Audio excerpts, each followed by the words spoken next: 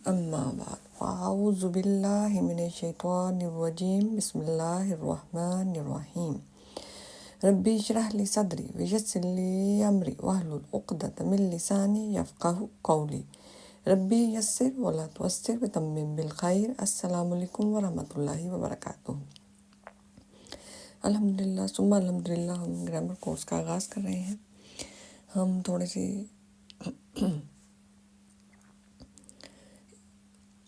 اللہ تعالیٰ ہمیں توفیق عطا کرے کہ ہم عافیت کے ساتھ اس سفر کو مکمل کر سکیں۔ عربی زبان جو کلام اللہ کی زبان ہے، انتہائی آسان اور سادہ ہے۔ خاص طور پر ہر اردو بولنے اور سمجھنے والوں کے لیے اس زبان کو سمجھنا نہایت آسان ہے۔ اس آسانی کی اصل وجہ یہ ہے کہ اردو زبان کے 80% الفاظ عربی کے ہیں۔ صرف ایک زبان سے دوسری زبان میں منتقل ہوتے ہوئے اس میں کچھ تبدیلیاں رونما ہو جاتی ہیں، لہذا اس تبدیلی کو سمجھ لیں تو نصف سے زائد عربی سے تو ایسے ہی آگاہی ہو جائے گی۔ یہ ضرور ہے کہ ایک ہی لفظ عربی زبان میں اردو زبان میں استعمال ہوا ہے، لیکن وہ معنی کے لحاظ سے دونوں زبانوں میں بالکل مختلف لیا جاتا ہے، جو کہ ہمیں پڑھتے ہوئے اس کا بہت زیادہ احساس ہوا کہ ایک ہی لفظ عربی اور اردو میں بالکل ہی اپوزٹ معنوں میں لیا گیا۔ عربی زبان میں بنیادی حیثیت حروف الہجا کی ہے۔ انہی حروف الہجا کو اردو زبان میں حروف تہجی اور انگریزی میں الفابیٹس کے نام سے جانتے ہیں۔ جیسے کہ ہمیں پتہ ہے کہ جو جتنی بھی لنگوسٹکس ہیں، زبانیں ہیں، ان کی بنیاد ان کے الفابیٹس پر ہی ہوتی ہے، جن کو عربی میں حروف الہجا اور اردو میں حروف تہجی کہتے ہیں۔ حروف الہجا قرآن پاک کو سمجھنے کا پہلا سٹیپ ہے۔ بنیادی حروف جن کو اردو میں حروف تہجی اور عربی میں حروف الہجا کہتے ہیں، کسی بھی زبان کی بنیاد انہی پر ہوتی ہے۔ علماء میں اس بات میں اختلاف ہے، کچھ اس کو 28 مانتے ہیں، کچھ 29۔ جو 29 مانتے ہیں وہ الف اور حمزہ کو الگ الگ شمار کرتے ہیں، یعنی حمزہ وہ جس الف کے اوپر حرکات ہوں، یعنی زیر زبر پیش، سکون، مد یہ ہو تو اس کو حمزہ شمار کیا جاتا ہے، اور کچھ الف اور حمزہ کو ایک ہی شمار کرتے ہیں تو اس حساب سے حروف الہجا کی تعداد 28 کاؤنٹ کی جائے گی، اور جو الگ شمار کرتے ہیں اس کے حساب سے 29۔ حروف الہجا جو اردو میں انگریزی زبان کے حروف اے پر ختم ہو وہ عربی میں پڑھے جائیں گے، جیسے کہ با، جیسے کہ ہم پڑھتے ہیں با بے تے سے نہیں پڑھتے اردو کی طرح، با تا سا، ہو خوا را، زا تو زو، فا ہا یا۔ حروف الہجا میں ماہرین کا اختلاف حمزہ کی وجہ سے ہے۔ بعض ماہرین الف اور حمزہ کو ایک ہی شمار کرتے ہیں اور بعض الگ شمار کرتے ہیں، لیکن علماء کا اجماع اس بات پر ہے کہ حروف الہجا کی تعداد 28 ہے۔ الف حمزہ کہلائے گا جب اس پر زبر، زیر پیش، تنوین حرکات میں سے ایک حرکت آ جائے یا علامت سکون آ جائے۔ لفظ کو ہم دیکھتے ہیں، لفظ پہ کیا کیا کچھ ہو سکتا ہے۔ حروف الہجا سے ہم لفظ بنائیں گے، یعنی حروف کٹھے ہوں گے تو ایک لفظ بنے گا۔ حروف میں ساکنات بھی ہوں گے، حرکات اور اعراب بھی ہوں گے، بامعنی بھی ہوتا ہے اور بے معنی بھی ہوتا ہے۔ لیکن یاد رکھیے قرآن کا کوئی بھی لفظ بے معنی نہیں ہے، یعنی محمل بامعنی ہے، اس کو ہم کہتے ہیں کلمہ۔ ہر لفظ جو بامعنی ہے اس کو کلمہ کہیں گے۔ کلمہ کے آگے 3 شاخیں ہیں، اسم، فعل اور حرف، اسی کو ہم پڑھیں گے، اسم، فعل اور حرف کو، لیکن بیسیکلی پہلے ہم پڑھیں گے اسم کو۔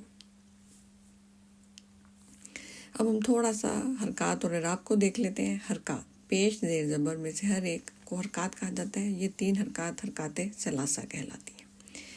پیش یعنی دمہ، زبر یعنی فتحہ، زیر یعنی کسرہ۔ ان حرکات ثلاثہ کے علاوہ اور بھی حرکات ہیں، جیسے کہ تنوین، 2 پیش، 2 زبر، 2 زیر، جو کہ ڈبل حرکت ہے اور وہ یہ اسم کے آخری حرف کی حرکت ہے۔ تشدید یعنی ایک ہی حرف کا 2 بار پڑھنے کی علامت۔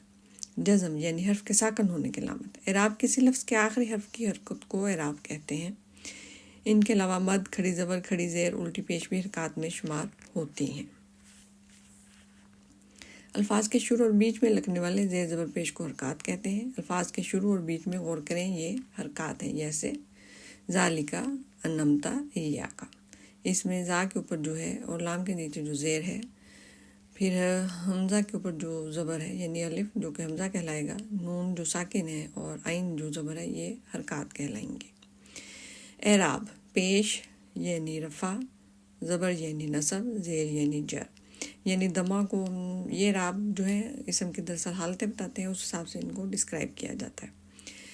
لفظ کے آخری حرف پر لگنے والے زیر زبر پیش تنوین کو اعراب کہتے ہیں، جیسے یقیم میں میم پر جو پیش ہے یہ اعراب کہلائے گی۔ الصلاۃ میں تو کے نیچے جو زیر ہے یہ جر کہلائے گی۔ للمتقین کہ ان کے اوپر جو زبر ہے یہ فتح جو ہے یہ نصب کہلائے گی۔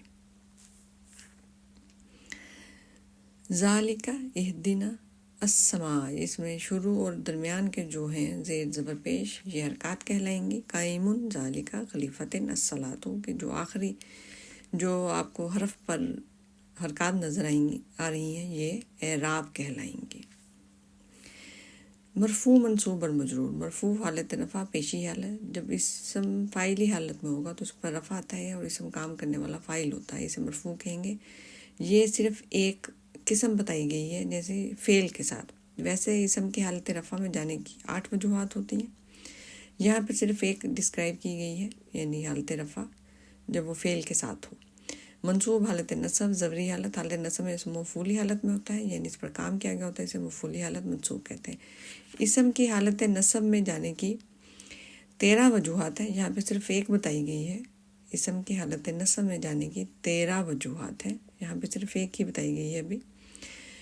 مجرور حالت جر، اسم حالت جر یعنی اسم اضافی حالت میں ہوگا، یہاں پہ یہ کتاب حامدن یہ مرکب اضافی ہے، یہاں پہ مضاف الیہ ہے۔ یہ اسم کی حالت جر میں جانے کی 2 ہی وجوہات ہوتی ہیں، ایک جب وہ حرف جارہ کے بعد ہو، دوسرا جب وہ مضاف الیہ ہو۔ انشاءاللہ یہ سب ہم آگے پڑھیں گے، تو ہم اسم کی مختلف حالات میں جانے کی وجوہات بھی ایک ایک کر کے سب پڑھیں گے، یعنی حالت رفع میں جانے کی 8 وجوہات، حالت نصب میں جانے کی 13 وجوہات اور حالت جر میں جانے کی 2 ہی وجوہات ہیں، تو انشاءاللہ تعالیٰ ہم آگے پڑھیں گے۔